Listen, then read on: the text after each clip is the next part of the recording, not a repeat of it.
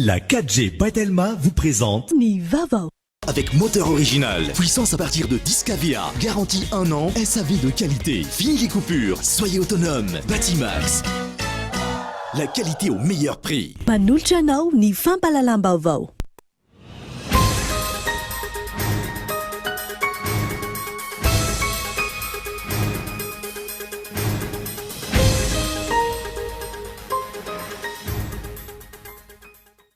Sivy amby efapolo taona katroka androany no nisian'ny tolona izay nataon'ireo mpianatra ny 13 Mey 2017 sy 750. Nampiavaka ny hetsika nataon'ireo mpianatra no nanehoana firaisan-kina eo ihany koa ny fitiavan-tanindrazana ho tombotsoan'ny vahoaka malagasy raha nambaran'ireo vavolombelona nanatry maso tamin'izany. Namafisan'ny filan-kevitra minisitra omaly fa mbola mikatona amin'ny sidina avy any ivelany Madagasikara fa misy kosa ny sokajin'olona nomena alalana. Ankoatran'io, irisoana ihany koa ny fipetrahany raisina mahakasika ny voie rapide ouest Antananarivo. Point Noir 1 kilometatra maro miainga ao Ambositra miazo ny manandrina no namboary ministeran'ny fanajariana tany sy ny asa vavety. Nidina ifotany mijery ny fahavitan'ny asan'ny italian'ny kabonetany MATP niaraka tamin'ny solombavamboaka voafidy tany amin'ny toerana. Voasambotry ny mpitandro ny filaminana tany amin'ny commune Morarandokara androany maraina ilay jola malaza Adela kely. Raha ny fampitam-baovao tany an-toerana voatsifitra teo amin'ny fian'izy nandritry ny fisamborana azy. Eo amin'ny maresaka iraisam-pirenena manoloana ny ady misy eo amin'ny Israel sy Palestina ankehitriny nanambaran'ny filoha Amerikanina fa efa manomboka ny fifampidiniana amin'ireo roa ankehitriny izay ambany fanelalelan'ny États-Unis.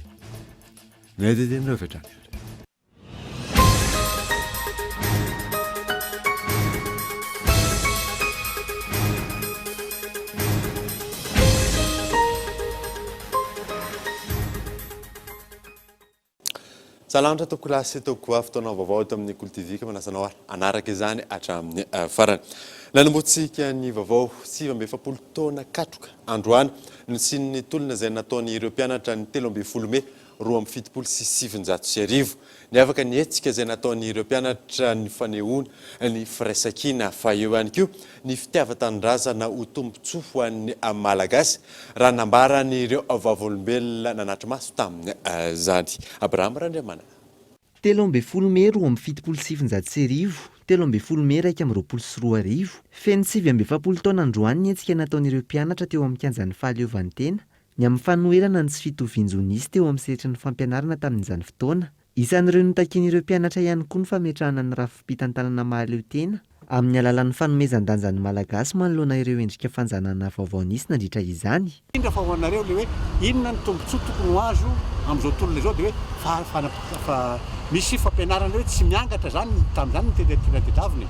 Dia mba farafaratsiny koa zany mba tsy intsony ny vazaha atao hoe ministra atao conseiller amin'ny tena manana toeram-be fa hoe mba ny cadre zany mba tokony ho gasy na ny amin'ny société zany natikatra amin'ny fatsakana indrindrindrindra. Niavaka ary nadio ny tolona nataon'ireo mpianatra ny taona 2017 hita taratra izany amin'ny firaisan-kina sy ny fitiavan-tanindrazana ho fikatsahana ny tombotsoan'ny malagasy raha ny nambaran'ireo vavolombelona nanatry maso. Ankilan'izay tsapa mandravaka ankehitriny ireo fanovana ny entinetsika nataon'ireo mpianatra raha ny fanazavana.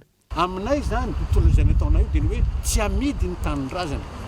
Tsy amidy ny tanindrazana, tsy amidy ty Madagasikara ty. Tokony ipetraka malagasy izy dia ny tanindrazana mamalagasy mba ho malagasy no isitraka zany firenena zany amin'ny zavatra amin'ny rehetrarehetra. Accord de coopération izay nadikanay tamin'izao tany hoe bina ny fanandevozana ravy iny satria na nitoby mitafika teto Madagasikara hoe dia nivaty na nidrego na toerana rava koa reny zavatra teny ny fampianarana rehetra natonga le amin'ny bina ny fanandevozana rava koa le satria fampianarana frantsay ny tena nisy teto fa tsy misy an'izany hoe fampianarana hoe malagasy zany hoe androso kokoa tsaratsara koa amin'ny fanagasiana ihany. Ireny rehetrarehetra zany raha tafita amin'izao fotoana izao noho ny io 72 io.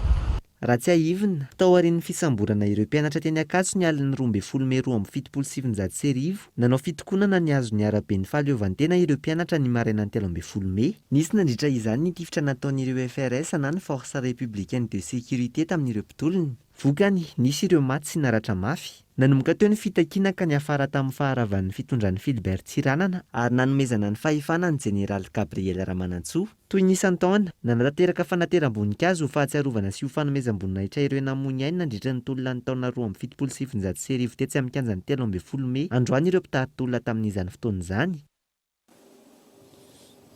Namafisin'ny filan-kevitry minisitra Omaly fa mbola mikatona amin'ny sidina avy any ivelany i Madagasikara fa misy kosa ireo sokajin'olona nomena alalana manokana. Ankoatran'io ireo sona ihany koa ny fepetra noraisana mahakasika ny Voie Rapide Ouest Antananarivo.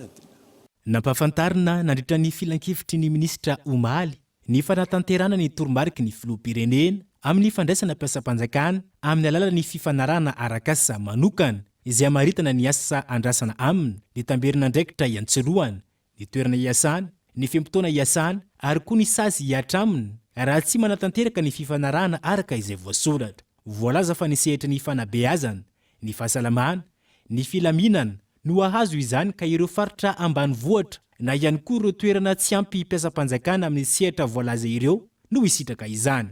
Ankoatr'io, ho an'ireo olona afaka miditra sy mivoaka ny Madagasikara kosa no mafisiny filan-kevitry ny ministra ihany koa fa mbola mikatona amin'ny sidina avy any ivelany Madagasikara, saingy misy kosa ireo mena fahazahoan-dalana manokana hivoaka siditra eto Madagasikara ka voamera iraisan'ny ministera efatra tonta no manapaka izany, dia ny ministera ny fitaterana, ny ministera ny raharaham-bahiny, ny ministera ny fahasalamam-bahoaka ary ny ministera ny varotra sy ny indostria.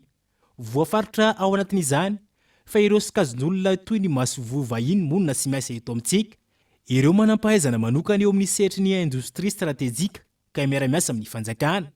Eo ihany koa ireo iraka manokana ny fitondram-panjakana na mpiasam-panjakana na azo fahazahoan-dalana manokana ary ireo mpanao fanatanjahantena malagasy mandray anjara amin'ny fifaninanana iraisam-pirenena. Na izany, misy ihany ireo fepetra manokana ho an'ireo olona voalaza etsy ambony ireo voafaka mivoaka sy miditra ny Madagasikara.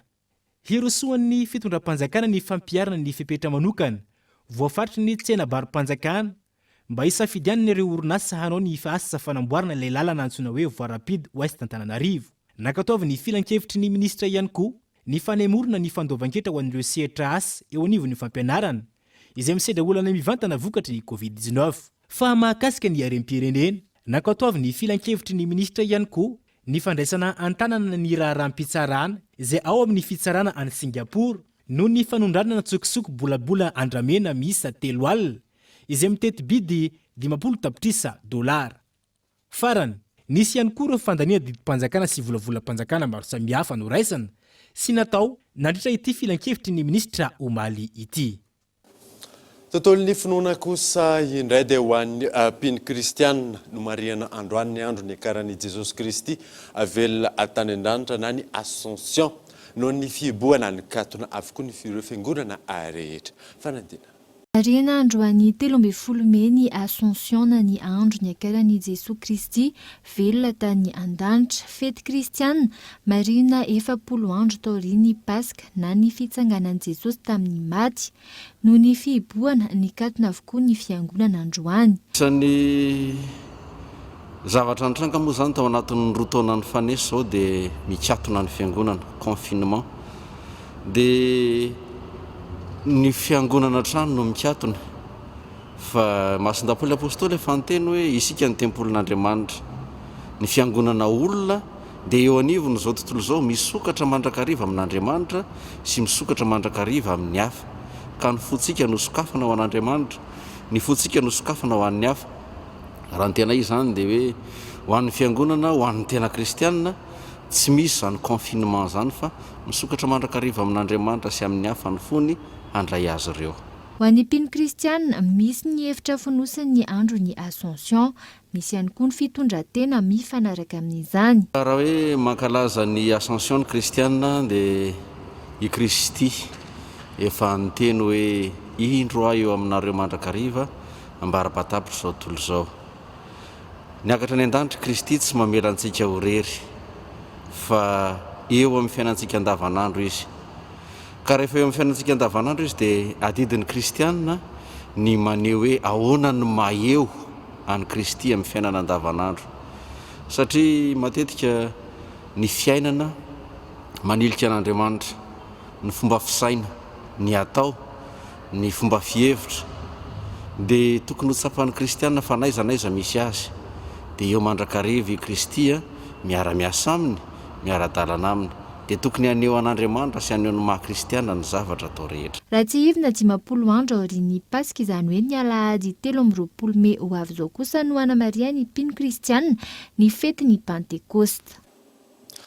Tontolon'ny finoana izay hatrany dia ny farana androany iray volana Ramadany ho an'ny mpino silamy ary nomariana tamin'ny Eid al-Fitr izany tahaka ny taona lasa tsy nisy ny fanaovana fotoam-pivavahana lehibe noho ny amehana ara-pahasalamana ka atao Andriatsylava. Mandritry ny fankalazana ny faran'ny volana Ramadany tahaka izao no fisian'ny fotoam-pivavahana lehibe ho an'ireo mpino silamo. Tsy afaka nanantanteraka izany anefa izy ireo androany noho ny amehana ara-pahasalamana. Raha mahakasika ny Eid al-Fitr zany dia mazava ho azy fa ny fety ny fanamariana zany ny fanapahana zany ny fifadin-kanina izay natao nandritra ny ray volana tao anatin'ny volana Ramadan. Midika zava-dehibe ho an'ny mpino ny fahatratrarana an'izany Eid izany satria andro izay ifaliany voalohany sy isaorana liderana ilay avy tsy toa satria nanome azy tanjaka sery zay navita niatrika ny fanompona izay anisan'ny andro izay iorenan'ny finoana Islamo dia ny fanatetarana ny fifadin-kanina zany ao anatin'ny volana Ramadany ary ihany koa andro anankiray izay ifaliany sy anehoany fa tsy ao anatin'ny fifadin-kanina intsony izy ary zay natonga ny andro ny Eid nantsona hoe Eid al-Fitr satria andro ny fihinanana zany sy fanapahana zany ny fifadin-kanina. Ny amehana ara-pahasalamana izay voalaza fa nisy lafiny tsara teo amin'ny sehatry ny finoana indrindra ho an'ny fianakaviana. Mitandrina zany tsika dia anisan'ny vahaolana izay nisy dia izao amehana ara-pahasalamana zao sy ny fiatrentsika ny valana aretina ty dia nanamafy zany ny fifandraisana amin'ny fianakaviana ao anatin'ny tokantrano. Lasa betsaka zany fotoana izay atrehany ilay ray am-pianakaviana zany ao an-trany. Raha ohatra ka amin'ny fotoana malalaka zany izy manatanteraka fivavahana eny amin'ny moské isan-karazany reny dia tao anatin'ny tirotaona ty zany miezaka izy nanatanteraka fivavahana miaraka amin'ny fianakaviana.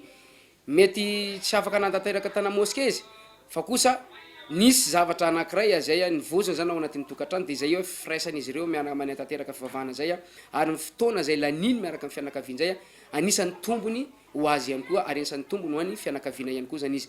Tsy le amehana ny tsara fa ny vokatra nateraky ny amehana zay dia ankasitrahana ihany koa zany ankasitrahana ilay avy tsy to satria lasa nanome fotoana bebe kokoa zany izay ifandraisan'ny fianakaviana zany. Zava-dehibe ho an'ny mpino silamo ny androandroany taorian'ny fifehezan-tena nataon'izy ireo. Nisy araka izany ny fanomanana sy ny fiaraha-misakafo teo amin'ny mpianakavy amin'ny mahafety ny andro. Karazan-tsakafo maro no nomanina isam-pianakaviana izay niavaka tsy toy ny mahazatra isan-taona raha ny fanazavana. Volana masina ho an'ny mpino silamo ny volana Ramadany. Ny volana Ramadany zany tena matetika tena misy fiarahamonina tena hafa mihitsy ny ainan'ny mpino silamo zany volana izany na ara-pivavahana zany na ara-pianakaviana zany na eo anivon'ny fiarahamonina zany. Nefa ny mpino amin'ny maha-mpino azy zay dia misaotra sy mankasitraka foana izy ninina ny zavatra mandalo satria ny tanjona dia ny fanompona an'ilay nahary naiza ny fotoana naiza ny toerana izay misy anao sy ny fotoana izay nomenanao dia ahafahanao manompo azy ahafahanao midera azy ary ahafahanao ihany koa zany manatanteraka ireo fanompona ireo. Ny firaisana amin'Andriamanitra tokana amin'ny fo sy fanahy, ny vavaka indimy isan'andro, ny zake na ny aumône, ny ramadan ary ny heiz na ny pelerinage ireo amin'ny ankapobeny no teboka dimy tsy maintsy ajaina ho an'ny mpino silamo. Ny pelerinage izay tokony ataon'ny mpino silamo indray mandeha mandritry ny andro iainany raha manana fahafahana manantanteraka izany. Tsy ahifina tany amin'ny taonjato fahafito no niditra teto Madagasikara ny finoana silamo. Manambahiny sampana fampahalalam-baovao amin'ity alina ity tsy izany fandriamatoa Ahmed Mikael zay mpanabe ao amin'ny Islam. Mianadahy zany mandray ny vahintsika amin'ity androany ity miaraka amin'ny alarana efson tenako amin'izany ary omeko azy avy hatrany ny fitenenana. Miarabanao ary misaotra anao ny vahiny teto amin'ny fandaharana tato amin'ny fampahalalam-baovao ny Koly TV amin'izao ariva izao fanontaniako voalohany ary androany Eid al-Fitr na ny fifarana ny Ramadany inona marina ny dikan'izay ary inona no ataon'ireo mpino silamo amin'izany. Voalohany teny dia faly miarahaba nareo ato amin'ny Koly TV ary faly ihany koa miarahaba ny vahoaka musulmane rehetra manerana an'izao tontolo izao tamin'ny fahatongavany izany fety Eid al-Fitr izany. Indrindra tsika eto Madagasikara moa tafiditra ao anatin'izany. Ny Eid al-Fitr dia fetiny famaranana ny fifehezana na ny fifadikanana nandritra ny volana ramadan. Raha tena atao dika tsotsotra le hoe Eid el-Fitr dia fetiny fisakafoana satria taorian'izay karazany hoe fifehezana sy fifadiakanana nandritra n'izay ray volana zay dia rariny sy hitsiny raha ohatra ka miverina amin'ny fiainana andavanandro dia mifety amin'izay satria ny mpino islam dia voadidy na hoe tsy hanao fety izy afa-tsy hoe taoriany nahavitany andro lehibe anankiroa teo anatin'ny finoana islam zany satria ny Eid el-Fitr mifety izy rehefa nahatapitra n'izany fifehezana na ny fifadikanana nandritra ny ramadan ary le Eid el-Adha kosa mifety izy rehefa nahatapitra ilay fivaniana masina tany Lameka mananjo izy ireo fety aorinan'izay adidy lehibe anankiroa zay dia roa ihany koa ny fetin'izy ireo isan'ny taona. Tafiditra ao anatin'ny andro dimy izy ireo ny finoana silamo tsy maintsy anaovana ny ramadan inona ny tombony ho an'ireo mpino izay manaraka ny tsaka sy andavana izay ramadan izay. Ny andro lehibe ao anatin'ny finoana islam sy ireo fanompoana lehibe voadidy amin'ny finoana islam dia mitaky adidy ho an'ny tsirairay tsy maintsy manatateraka an'izany ka ho an'olona izay nahatateraka an'izany antsakany sy andavany miaraka amin'ny fo madio ary feno fanantenana valisoa avy amin'ny Andriamanitra dia efa mazava ny valiteny ny mpaminany Muhammad sallallahu alaihi wasallam manao hoe izay olona ny fahadianana na ny fey nandritra ny volana ramadan tampo madio manantena ny valisoa avy amin'ny Andriamanitra dia ho voafafa ny eloka rehetra izay vitany tany aloha tany.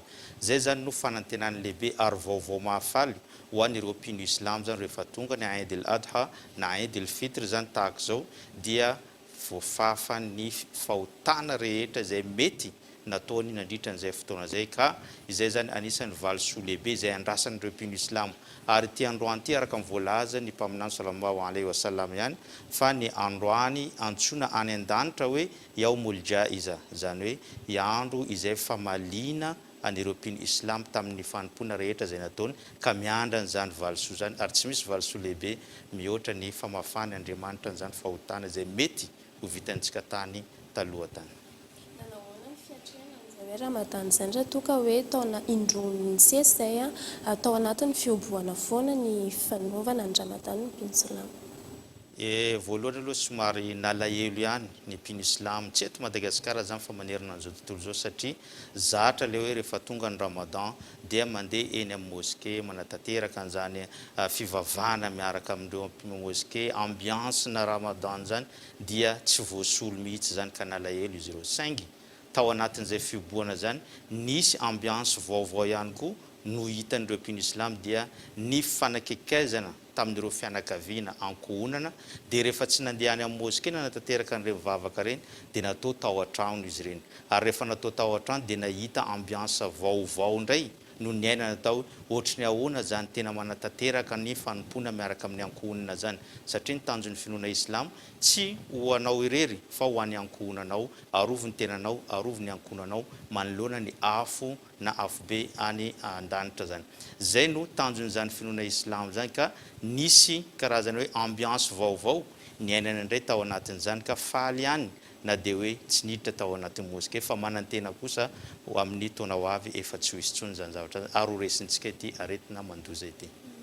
Isan'ny fampianarana omena sy mpitondran-tena omenandreo mpino islam ary tafiditra ao anatin'izany ny fihetsika ny fiteny fomba fitafy inona ny hoe tsy mampifankahazo ny shihita sy ny sihita amin'izao na eto toerana na ny any ivelany ihany koa. Ny mahakasika an'izay indray dia mazava ho azy fa misy zany fidirana politika kely zany tamin'izany zavatra zany ka nahatonga mandraka ankehitriny zany tsy mitovy hevitra izy ireo indraindray hita zany eo amin'ny sehatra iraisampirenena eto Madagasikara. Tanam-piandohana dia niray izy ireo ary niaraka tsara izy ireo saingy taty aoriana rehefa niodina dia nisy tsy fitovizan-kevitra ara-politika dia zay no nitarika taty aoriana lasa tsy fitovizan-kevitra mihitsy lasa foto-kevitra mihitsy no tsy nitovy ka mandraka ankehitriny sarotra be zany ny hitovizan'izy ireo fa saingy kosa samy mipetraka amin'ny toerana izay misy azy ary mifanaja izy ireo ny foto-kevitra indray ajainy indray ary ny foto-kevitra indray ajainy na dia tsy mitovy aza fa miara-miainana eto Madagasikara na any ivelany fa indraindray ihany rehefa lasa ambony be le politika dia misy fifandonana kely fa tsy dia matetika loatra zany angamba.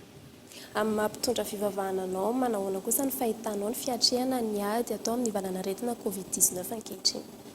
Ny ady amin'ny covid-19 dia ny mpino islamo angamba no olona voalohany tena mahavita sy mahafantatra an'izany ady amin'ny aretina zany satria ny finoana islamo sy ny mpaminan'ny ireo mpino islamo hatranam-piandohany dia efa nampianatra ny resaka fahadiovana ka rehefa nadio izy ireo dia tsy ho tratran'izany aretina zany ary ny finoana islamo ihany koa dia mametraka ao anatin'ny boky masina Coran efa misy andian-teny masina mihitsy milaza manao hoe aza mamony tena ianareo fa Andriamanitra efa namindra fo aminareo.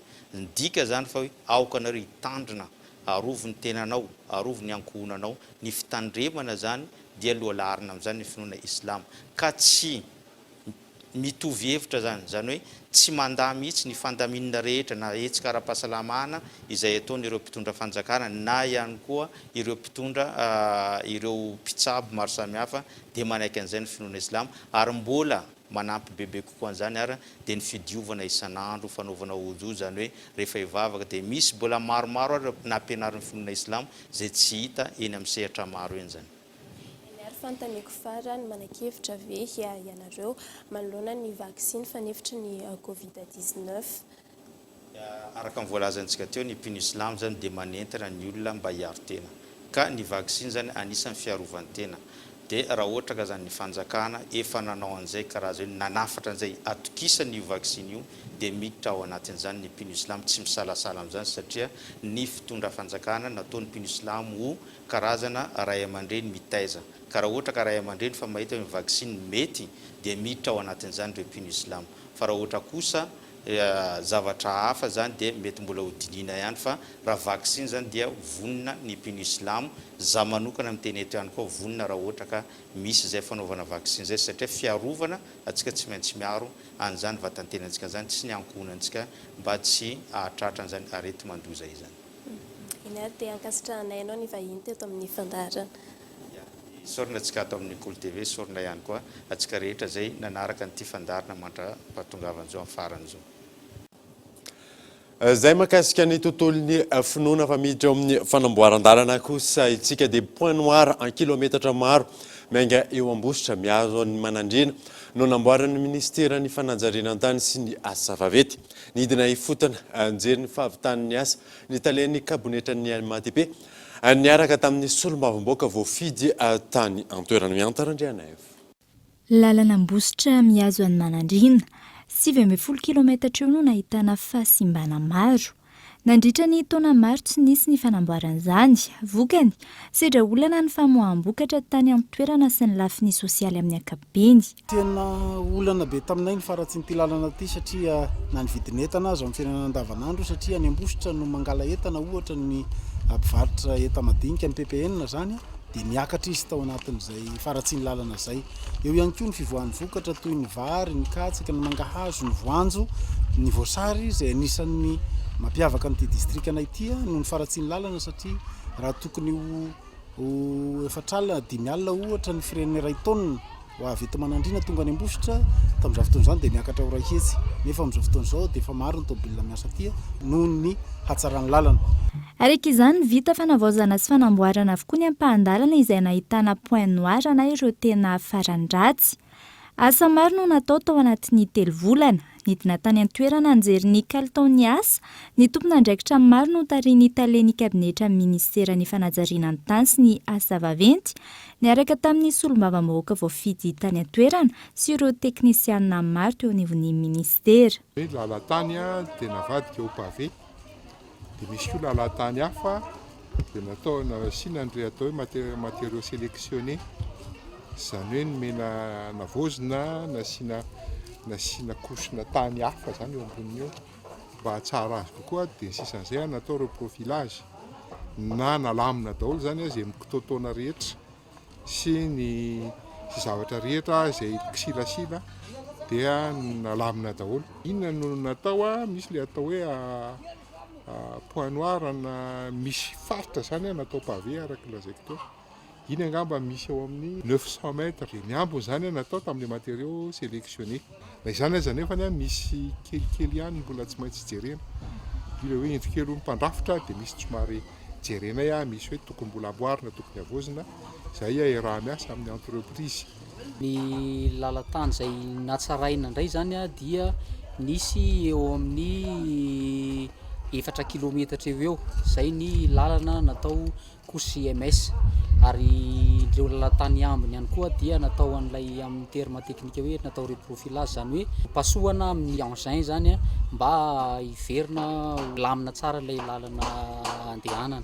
Entitra ny fanaraha-maso ny Kaltonias ary tsy maintsy ampanarahana ny fenitra avokoa ny fanamboarana totra ny fanazavana. Amin'ny asa ohatran'ireto moa dia fantatritsika tsara fa misy an'ilay atao hoe période de garantie zany hoe ao anatin'ny ray taona dia tokony antoka feno ny orinasa izay namboatra azy amin'ny etahan'ity lalana ka ao anatin'izay herintaona izay raha misy fahasimbana na hoe misy aratsy ny toetoetry ny lalana dia tsy miandry n'ilay fahataperan'ilay période de garantie fa tonga izahay dia manao ordre de service any amin'ilay entreprise ary miantso an'zareo avy hatrany anarina an'izay mba tsy ho potika tanteraka hiandry an'ilay faran'ny période de garantie vao kitihana indray. Ampandroso ny tontolo ambanivohitra izy fahavitany lalan'izao raha ny fanazavana trany ary afa-po tamin'ny asan'ny vahoaka. Ny sedra olana zany vahoaka taty amin'ny distrika Manandrina tamin'ny fampiasana an'ity lalana ty talohan'ny nanamboarana zao satria lalana 12 kilometra dia natao amin'ny adiny 3 na adiny 4 zany. Fotoan'izao moa zany dia hita io ny fanamboarana sy ny fahavitany izay rahantsika nahita ka dia misaotra ny fitondram-panjakana zahay amin'ny alalan'ny ministera ny asa vavety indrindra fa ny ministra Hajo Andrianarivelo izay nanome ny atao hoe fikarakarana n'ity lalana ity zany vita ara-dalàna moa zany ny eo amin'ny atao hoe ny point noir na ny tena ratsy tao anatin'izay 12 kilometra zay. Etsekilan'izay nanentana ny mponina ny teo anivon'ny ministera hikajy ny foto-drafitrasa iombonana tahaka izao. Afatra ampatiako lazaina n'ilay vahoaka izay mipetraka amin'itony toerany itony dia ny fampiasana n'ilay sarety izay viny kodiarany. Reny ny tena manimba lalana ary tena manimba tsisy dikany ny anamboarana an'io lalana io raha ohatra ka ajanona mbola ho viny kodiaran'ny sarety. Ary rehefa miezaka daholo amin'izao fotoana izao ny faritra sasany mamadika ny kodiarana avy io pneu dia mba etanina zany ny vahoaka ety amin'itony faritra itony vita io ny lalana raha tiana tezy io lalana io dia mifampitaizitsika menakavy fanentana ny amin'io mba hovay pneu reny kodiaran'ilay sarety aty dia mba matezy io lalana io fa raha tsy zany dia vetivetin'iray io dia ho simba. Tahaka mahazatra anaraka dokavatra antsika melohany idirantsika ny tapany faharoan'ny vaovao rehefa avy eo ary.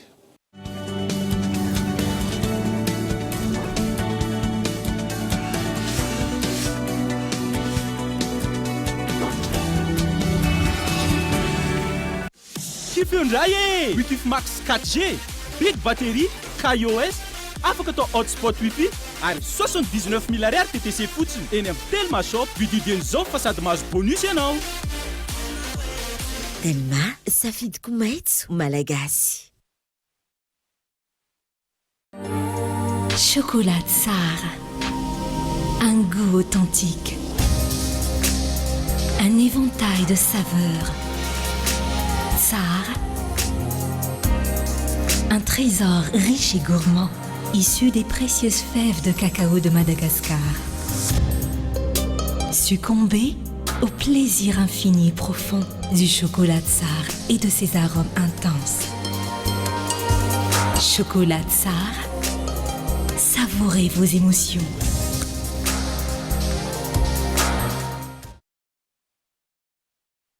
Pour toutes vos installations et équipements, choisissez une marque avec certification aux normes et qualité imposée par le marché mondial. D'origine espagnole, Solera vous propose une large gamme pour toutes les catégories. Des produits soucieux de votre protection, à la fois robustes et faciles à installer, avec des composants conçus avec précision. Vous aussi, choisissez le spécialiste garanti en électricité, choisissez Solera. D'origine espagnole, représentant exclusif Batimax. Batimax, la qualité au meilleur prix.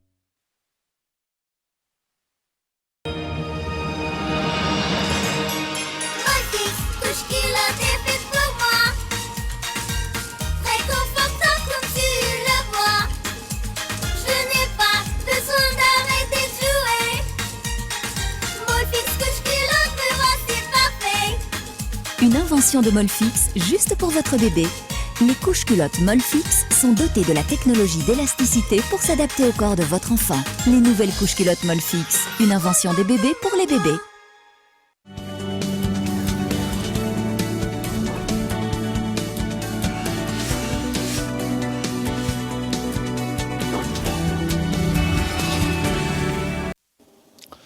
Miditra ny tapany faharoany vaovao isika ny général Désiré Ramakavelo mpandalina tantara Sandriamato navony Pierre Lenoble filohan'ny HCDD no vahiny fandarana Ankitsipo rampitso izay hoarahanao eto amin'ny Kolo TV aoriana ny fampalalam-baovao ndao araharantsika ny ampany amin'izany. Ny androm-panjakana mpanatanteraka tompoko tokony raisaina fa tsy tokony hoe manana fijery dia ny fanazavana nataoko dia ozy hoe raha ohatra ka misy tokoa ny tsy fifanarahana eo amin'izay le hoe androm-panjakana mpanatanteraka zato vidijery dia ozy hoe mba tsy hahapotika ny fitantana ny firenena dia alao ny ravana ny gouvernemanta zay zany lazaiko maninona ny ravana satria reo inge hoa olom-bo tendry fa tsy ny filoam-pirenena zay olom-bo fidry kosa no hoe miarina amin'ny toerany natratrany hoe fampiatona zay ny zavatra ny lazaiko ayayay nivoaka amin'izay any amin'ny ana hoe ampiadiny général Ramakavelo ny premier ministre sy ny président io ngamba tena olona voavidy ngara valomanana tena dia misy indray le mitsetra tena malahelo anao général fa olon-dehibe ohatranao zao ve manana ny mahizy azy dia voavidy vola Andriamanitra fa nga rehefa maneho hevitra re olona dia tsy maintsy hoe voavidy vola raha misy fifandraisana amin'le hevitra narosony ny andaniny na ny akelany dia hoe na ianao voavidy volany atsa na voavidy volany fa maniny zany olo-pirenena le amin'ny fotoanany mahita hoe mangarahara le fangaraharaana moko dia midika hoe tsara tantana le mitaky mangarahara dia manondro sady fa nisy fanodikodonana atao zay ny antony mahatonga an'le olona hoe ataovy mangarahara satria efa miayay izy mampampetra fanontaniana tokoa moa nakaiza tokoa moa reny 4-4 reny be dehibe reny to hoe vidina izy reny sa nofaina naverinaiza mampametra fanontaniana le izy fa ny efa nanao tatitra ny zareo tao amin'ny finance mikasika n'le iny nampiasana ny volany Covid-19 tamin'ny herintaona efa nanao izy dia samia namaky amin'ireny dia zay ny tsy afapo tokony miteny tsy afapo zay amin'ity teboka anankiray ity fa tsy atao safibe mantsina le izy tsy mangarahara na mangarahara zay makasika ny fa miampy fito indray no lavon'ny valinaretina Covid-19 teto Madagasikara raha nitatitra nivoaka tamin'ity androany ity miisa 770 ireo tranga vaovao ary 770 ireo sitrana soamantsara Henri Flore. Olona miisa fito indray no fantatra fanamony ainy vokatry ny valanaretina Covid-19 manderina andosy ny andro ny omaly faharoambin'ny folo ny volana May taona 2024 araka ny antotanisana avoaka ny ministera ny fahasalamam-bahoaka androany ny ampy 770 ireo sitrana soamantsara raha toka 770 ireo tranga vaovao voamarina tamin'ireo fitiliana 3,7 izay nitotosaina manderina nozy olona miisa 2,7 sy arivo ankehitriny no mbola manaraka fitsaboana manderina nosy izay ahitana marary manana fahasarotana miisa 3,300 atreto miisa 5,700 ireo nambony any teto Madagasikara nanomboka ny 17 martsa 2024 hatramin'ny daty ny omaly vokatry ny valinaretina Covid-19 izay. Ilana ny famakafakana lalina ny lalàna momba ny fizakana ny zom-pirenena malagasy ho ny faneho-kevitry ny solombavam-bahoaka diniana izany ny fiandrianam-pirenena fa ihany koa ny tombotsoa ateraka izany ho an'ny firenena io na saina. Isan'ireo lalàna andrasana eny anivon'ny parlemanta ny fandiniana ny lalàna momba ny fanomezana ny zom-pirenena malagasy ho an'ireo izay fanonona teto antaonany maro sy ireo tokony hisitraka izany. Ho an'ny solombavam-bahoaka nanontaniana tokony alalinina no momba ity lalàna ity mialoha ny andaniana azy na tsy. Amiko manokana mahita sarotra ny fanomezana fakana ny zom-pirenena ohatra any Frantsa ny gasy aka zom-pirenena frantsay dia sarotra fahazahoana an'izany. Anefa manosy misokatra amin'ny firenena rehetra any Madagasikara dia tsara dinina amin'ny lafiny ray fa ny mpanao lalàna dia mitsinjo lavitra ny tombontsoa ny vahoaka malagasy ny taranaka ho avy ny fanomezana zopirenena malagasy ny vahiny ve hitondra tombotsoa ho an'ny vahoaka malagasy sa ho an'izy. Ankoatra izay, zava-dehibe ny fiainana mivantana amin'ny fahefanam-panatanteraka ho iatrany ity solombavambahoaka ity amin'izao fivoriana ara-potoana izao, ary tokony hojerena ny fomba anatanterahana izany ahafahan'ny vahoaka malagasy mahafantatra ireo zava-bita sy ny mbola miandry. Fa kosa izahay solombavambahoaka dia efa nangataka ary miady hevitra fa misy zavatra tsy maintsy ifanatrehana, ohatra hoe fasafasa ny fiaonana amin'ny gouvernemanta izay tsara ho fantatry ny vahoaka malagasy ny zava-bita sy ny ady hevitra ao anatin'izany dia tsy maintsy ifanatrehana. Ny fandaniana ny volavolan-dalàna tetibolana sy mpanitsina dia tsy maintsy ifanatrehana ary ny fifidianana filohalefitry ny faritany Toamasina izay toerana banga, zany hoe latsabato no atao, dia tsy maintsy ifanatrehana ihany koa izay. Fa amin'ny lalàna sasatsasany dia efa nitapahana fa ampitaina amin'ny alalan'ny visioconférence. Tsy ivona eo am-piandrasana ny fanapa-kevitry ny fitsarana momba ny lalam-pandrinana ankehitriny ireo solombavambahoaka momba ny fomba anatanterahana ity fivoriana ara-potoana ity. Lafa mahafa kosa indray dia tsy marina ny filazana faholokoana volomboasary ireo tsena ao Andorany fotsy ho ny tompona ndraikitra teo anivon'ity commune ity tamin'ity androany ity. Efa nisy ny teny ifanerana teo amin'ny abivaritra momba ny asa ho atao fa ninina anakorotanana no zava-misy ankehitriny raha ny fanazavana azo io na saina. Nisy ny fivoriana izay ny etsona ny mpivarotra rehetra teto Andorany fotsy dia tapaka tao tato amin'ity trano pokon'olona ity, tonga tao daholo izy rehetrarehetra tapaka tao tsy nisy nitsipaka fa ho atsaraina ny tanàna ho atao mitovy loko avokoa iny manamorona route nationale iny. Dia tena samy nanaiky nitehaka nanangatanana daholo mpivarotra rehetra fa izao nisy fifandosokevitra kely. Misy référence daholo ny loko dia iny référence iny misy kely an'ilay hoe orange oxyde nefa mbola misy hoe chamois eo alohany fa le izy tsy orange fa mitovitovy amin'ny grenat, izany hoe lokon'ny commune ohatra zao hitantsika izao efa loko hatramin'izay mba atao mitovy amin'ity zany le loko iny andraisan'iny fetim-pirenena 26 Jona. Izay no fanazavany ny tompona ndraikitra eo anivon'ny commune Andorany fotsy momba ity taratasy beparitaka tamin'ny tambazotra tserasera ity ny amin'ny hoe holokoana volomboasary ny tsena Andorany fotsy. Tsy marina izany raha nambarany fa finiavana te anakorontana. Androany efa nisy tamin'ireo mpivarotra no efa nandoko ny tsenany tahaka ity amin'ny sary ity.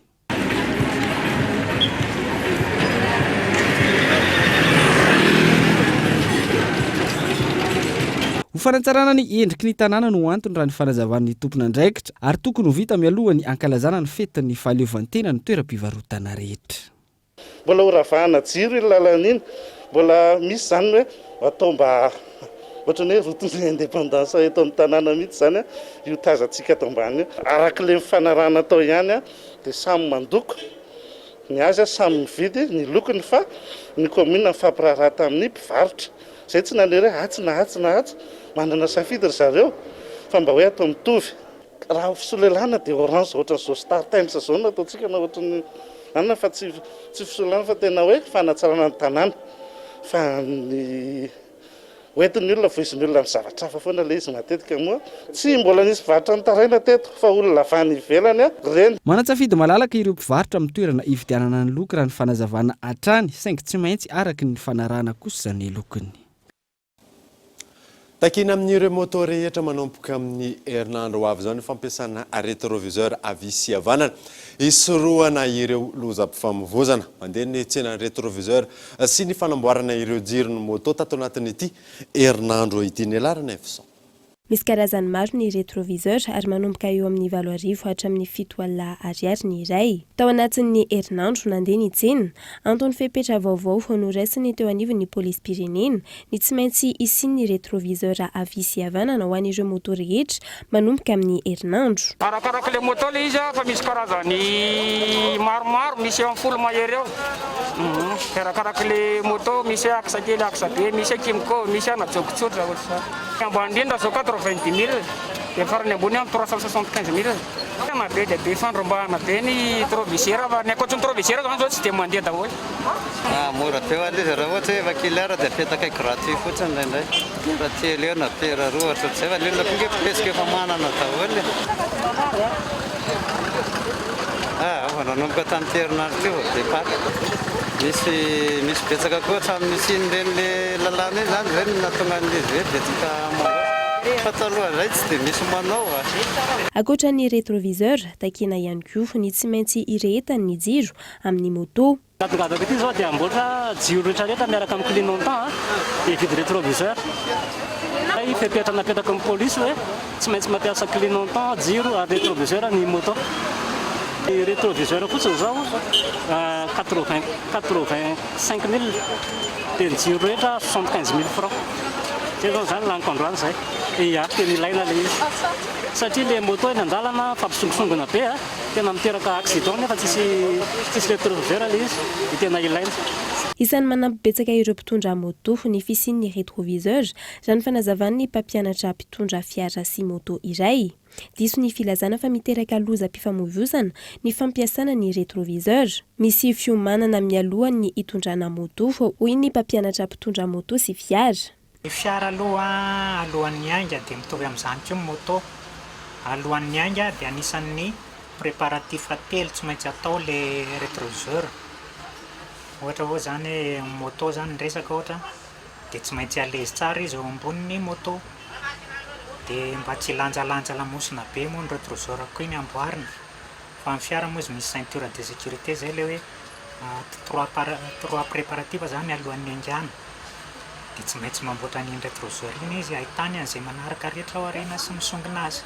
Nandritra ny herinandro nanentana ireo mpitondra moto ny polisy pirenena sy ireo fikambanana maro samihafa mpitondra moto ho fisorohana ny loza-pifamoivoizana indrindra ny fiarovana ny ain'ireo mpisehatra. Ho an'ireo mpitondra moto ilaina ny mitondra aroloha ho fiarovana ny loha. Tsy maintsy misy rétroviseur avisy havanana izay manampy amin'ny familiana. Mila mampirehatra jiro ahafahan'ireo mpampiasa lalana hafa mahita ireo mpitondra moto. Iroso amin'ny famaizana manomboka amin'ny herinandro ambony eny eo anivon'ny polisy pirenena ho an'ireo izay tsy manaja izany. Trangam-piarahamonina kosa indray dia voasambotra ny mpitandro amin'ny filaminana tany amin'ny commune Moraranogara Androany maraina ilay jola malaza Del kely. Raha ny fampitam-baovao voatifitra teo amin'ny fiany izy nandritra ny fisamborana azy. Abraham Randriamanaka. Tao aorian'ny fikarohana azy nandritra ny taona maro, voasambotra ny tandro ny filaminana tao amin'ny tanàna Ambohibolakely, commune Moraranogara, distrikan'ny Moramanga Androany maraina i Del kely. Ny tenan'izay isan'ireo jola malaza amin'ny fakana-keriny sy famonoan'olona. Raha ny fampitam-baovao voatifitra teo amin'ny fiany nandritra ny fisamborana azy ity jola ity ary mbola manaraka fitsaboana ankehitriny. Ankilan'izay, mitohy hatreto ny fikarohana ireo mpanao asa ratsy na manodella kely. Tsy aivina, ankoatra ny fakana-keriny, isan'ny malaza amin'ny resaka fampiororoana tao amin'ny faritra Betsiboka sy Alaotra Mangoro ary Analamanga ity jola raindahany ity. Eo amin'ny maresaka iraisam-pirenena manoloana ny ady misy eo amin'ny Israel sy Palestine ankehitriny nanambarany filoha Amerikanina fa efa manomboka ny fifampidiniana eo amin'ireo hery roa ankehitriny izay ambany fanelany lalan'ny États-Unis. Rehefa ny ato ora vitsy ny fanesy indray ny tifitra rokety ny ainga tao Gaza. Ny alohakelyn'io ny fiafaran'ny tolakandro efa nisy ny tifitra maro na azo ity tanàna iray eto Israel ity. Ankilany ny Hamas izay efa mifitanteraka ny bande de Gaza amin'izao fotoana izao nilaza fa namaly amin'ny kery noho ny tifitra nataon'i Israel izay namoizana ain'olona maro indrindra ireo mpitaritafiky. Fiantsiana sy raha-matahora izay tsy mampatahotra ny mpitondra any Israel ary nilazan'ireto farany fa naomba ny tifitra notanterahana satria nilondohan'ny mpisorona tao Hamas sy ny jihady islamika no lavo ary voafanombohana ihany ireny. Raha ny taremarika nomen'ny fanjakana Israelianina, rokety mahery ny 550 no nikendra ny fanjakana Hebreo ny alatsinainy teo no mankaty antony tsy andeferan'izy ireo. Ho an'ny mpitondra fanjakana Palestinianina, Israel no niopefy voalohany namono sivily, mibody tany sy mamotika fotodrafitrasa maro ka mahatonga ny zava-misy ankehitriny.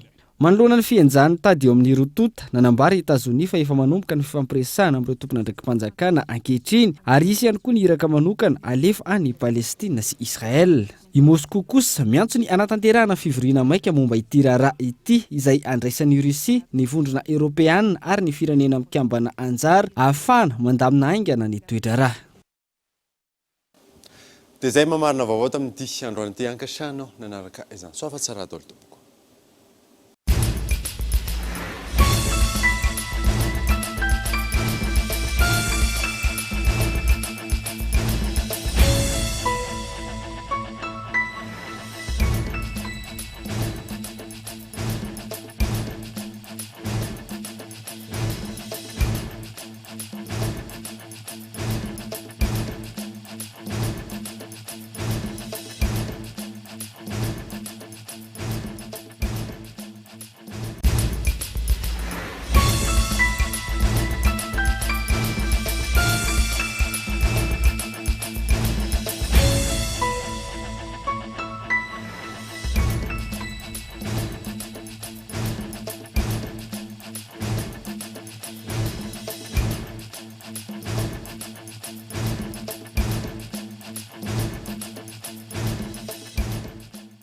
Avec moteur original, puissance à partir de 10 kVA, garantie 1 an, SAV de qualité, fini les coupures, soyez autonome. Batimax, la qualité au meilleur prix. Vous a présenté Ni Vavo. La 4G by Telma vous a présenté Ni Vavo.